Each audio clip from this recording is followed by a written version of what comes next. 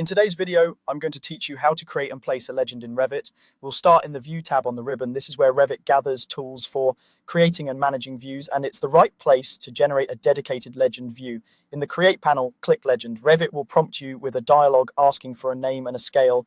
Give your legend a clear descriptive name that makes sense in your project browser later, something like General Symbols Legend or Material Swatches. For scale, choose a setting that matches how you want line weights, text sizes, and components to appear on your sheets.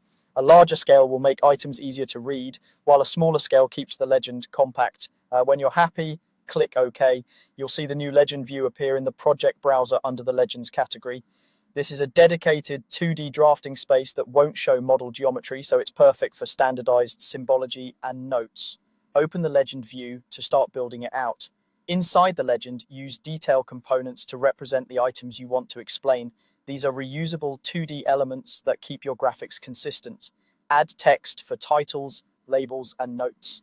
Use lines to organize the layout, create dividers, or frame sections. Filled regions are excellent for material swatches, hatches, or color keys, and symbols can convey standard notations like north arrows or keynotes. As you place these elements, keep alignment and readability in mind. Consistent text sizes, spacing, and simple groupings help your legend read clearly on a printed sheet. If your components look too heavy or too light, adjust the view scale or confirm you're using the correct line and text styles to meet your graphic standards. When you're satisfied with the layout, it's time to place the legend on a sheet.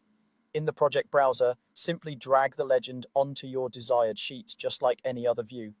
Position it where it best supports the rest of your sheet content. The legend maintains its own scale and settings, so what you refined in the legend view will display consistently on the sheet. If you need to reposition it, click and drag it on the sheet. If you need to tweak content, return to the legend view, make your edits, and the sheet updates automatically.